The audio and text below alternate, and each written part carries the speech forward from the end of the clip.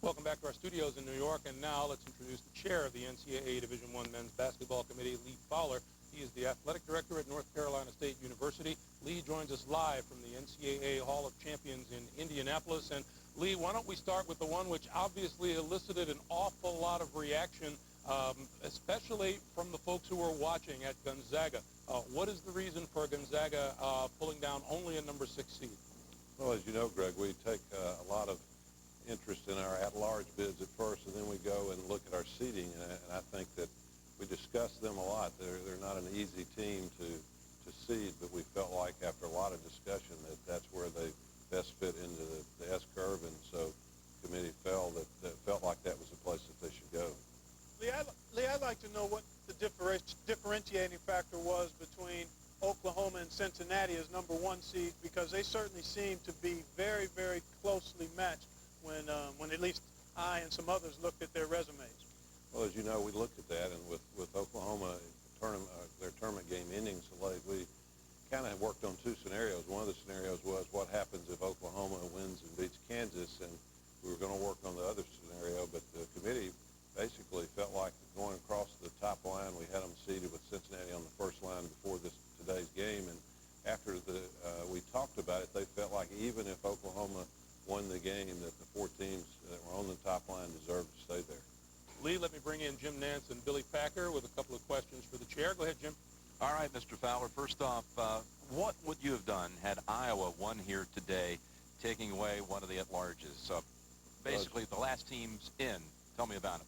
Well, as you well know, we have to work with that with our deadline to get this show on this show, so we have to work with the contingency plan, and we work with kind of an alternate team that would go in if they didn't win the tournament, which is what happened, but we don't really discuss who that was, but that's what we have to do because, as you well know, we have to go ahead with bracketing and getting those brackets even and doing a lot of other things that we have to take care of with the tournament.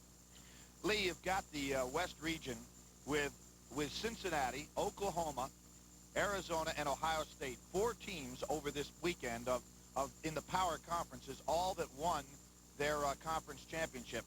What was the committee thinking about in terms of the importance of this final day or the championship day in those 4 power leagues? Because we have the champion 1, 2, 3, 4 in that region.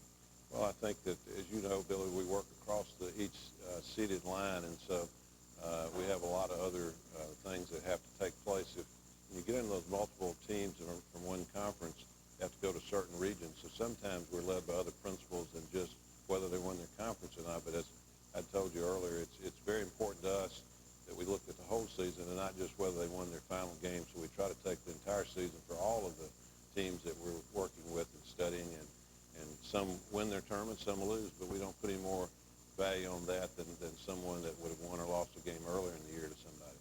It looks like in regard to these bubble teams, particularly those from the major conferences, that what they did near the end of their season really had a major effect on them. Virginia would seem to be a pretty good example.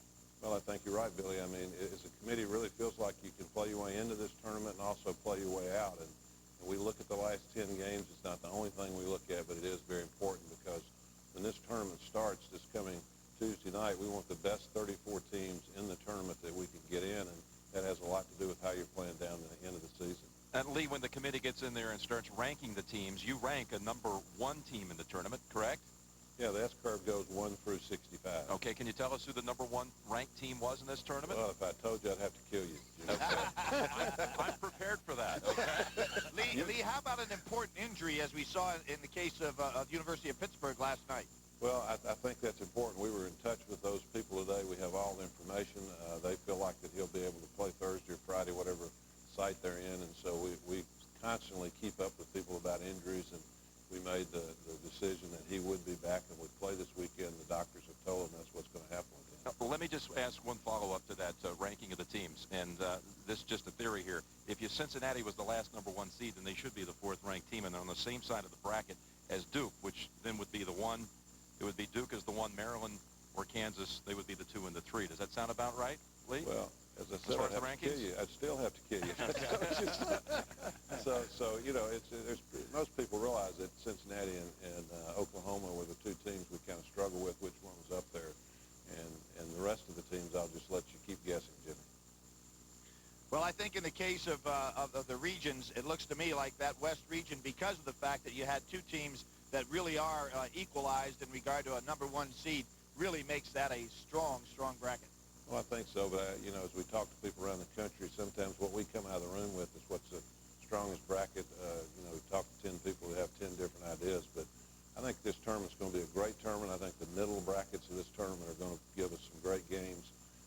As I said today earlier, this committee worked really hard and took this job seriously because there's a lot of parity in college basketball now, and so it's not an easy job, but I thought we came out with it, and we're going to have a great tournament. I know you're looking forward to it, Billy. Lee Fowler, we thank you very much. It's been a pleasure working with you. Thank you very much for your time, and congratulations to you and your committee. Billy Packer, Jim Nance, thank you all as well. We'll take a time out here. Coming up, coaches Roy Williams, Gary Williams, and Bob Huggins will join us with their reactions when we continue on CBS in just a moment.